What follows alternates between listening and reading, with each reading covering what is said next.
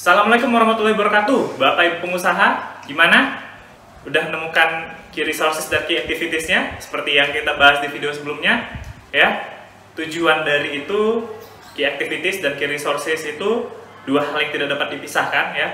Agar proses bisnis Bapak Ibu, value Bapak Ibu itu terjaga ya, tetap oke, tetap ada terus ya. Channel juga kemudian berfungsi, customer mendapat informasi tentang kehebatan-kehebatan dan kelebihan produk Bapak Ibu semua ya, kemudian customer jadi senang, mereka beli lagi, menjadi pelanggan tetap. Itu semua bermuara di revenue stream dong tentunya ya, supaya cuan atau omset Bapak Ibu meningkat. Nah, sekali lagi saya nggak bosen-bosen ngingetin Bapak Ibu kalau bahwa bisnis modal kanvas ini adalah satu rangkaian kegiatan, satu proses, satu aliran atau satu rantai yang keseluruhan jawabannya itu untuk sampai di jawaban tertentu itu harus melewati tahapan-tahapan sebelumnya, jawaban-jawaban sebelumnya, mulai dari customer segment, kemudian ke value proposition, kemudian ke channel, customer relationship, kemudian revenue stream, sampai di key resources, dan yang terakhir di video sebelumnya kita bahas key activities. Ya, sekarang kita masuk ke bagian 8 di BMC ini, sudah mendekati akhir, yaitu menentukan key partner ya. Key partner ini apa sih? Ya, key partner itu adalah orang-orang atau organisasi yang ada di luar organisasi kita yang membantu kita untuk memiliki key resources kita dan membantu kita melakukan key activities ya, untuk menjaga value kita terus ada, terus hadir, dan bisa sampai ke tangan pelanggan ya. Ingat, key partner ini bukan bagian dari organisasi Anda. Mereka adalah orang luar. Mereka adalah organisasi luar. Ya, contohnya di sini butik batik ya, karena mereka adalah segmen kelas atas ya. Cara mereka berkumpul, berkomunikasi untuk tahu produk butik batik ini, mereka datang ke sebuah fashion show. Dan fashion show ini harus menjadi key activities-nya dari butik batik ini. Mereka memilih channel untuk berkomunikasi dengan customer segment itu melalui fashion show ya. Butik batik ini harus harus memiliki key resources, orang yang mampu mengkoordinir mereka untuk masuk ke fashion show tadi dan membuat fashion show ini menjadi key activities mereka. Nah, maka partner dari butik batik ini adalah penyelenggara fashion show, karena kan fashion show-nya bukan mereka yang buat. Fashion show kan bukan mereka yang buat, mereka hanya hadir jadi mereka hadir sebagai partnernya fashion show, dan penyelenggara fashion show adalah partner dari mereka ya. Nah, andai kata si butik batik ini juga menyediakan layanan web ya, menyediakan layanan web sendiri, nah itu juga bisa menjadi key partner dari mereka, karena mereka fokusnya di kerajinan batik. Nggak mungkin mereka bikin layanan web, mending lebih baik mereka bekerja sama dengan penyedia layanan website untuk ya, banyaklah pertimbangannya ya Bapak Ibu.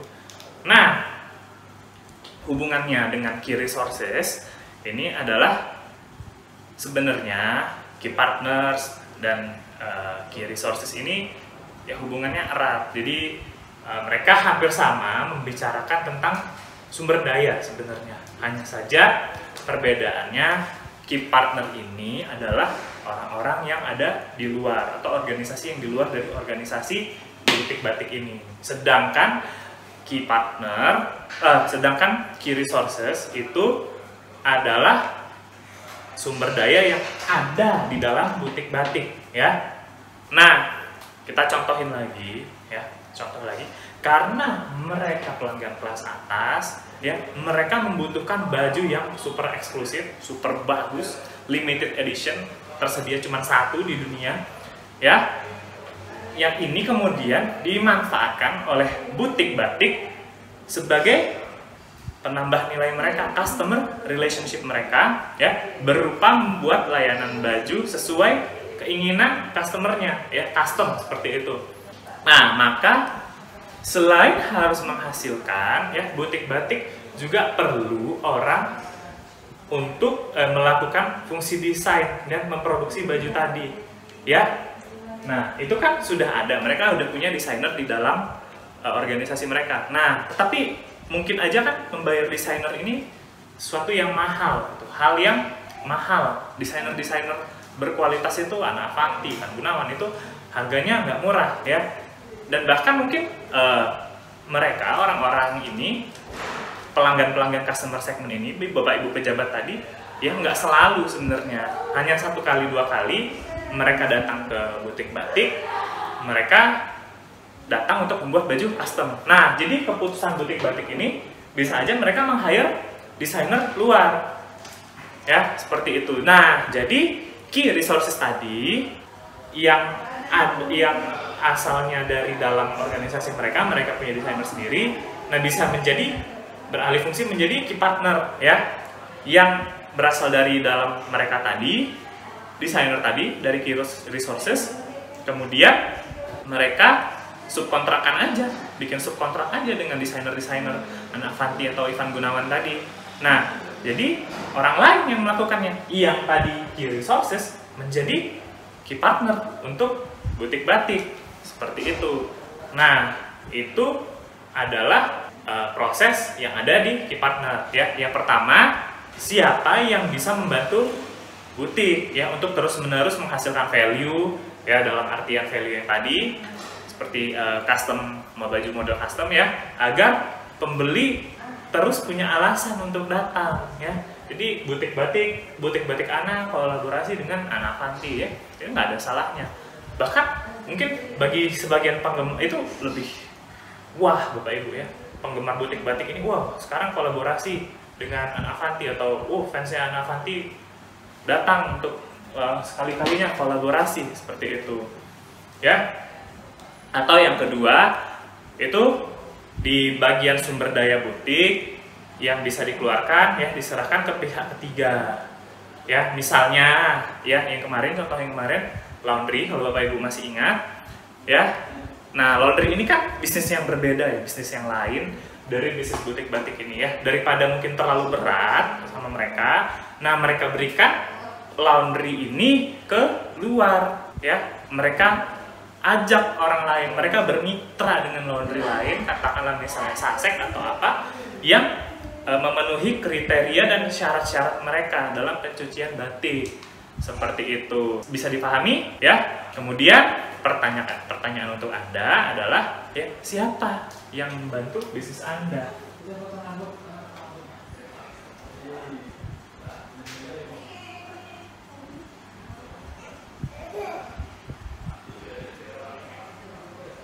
Ya, siapa organisasi atau orang-orang yang membantu bisnis Anda melakukan key activities, ya, dan mereka memberi sumber daya, ya, agar bisnis Anda bisa terus memelihara value, ya, terus memastikan pelanggan untuk datang lagi, memiliki alasan untuk menjadi pembeli tetap, ya. Oke, silahkan diidentifikasi. Berjumpa lagi di video saya berikutnya. Assalamualaikum warahmatullahi wabarakatuh.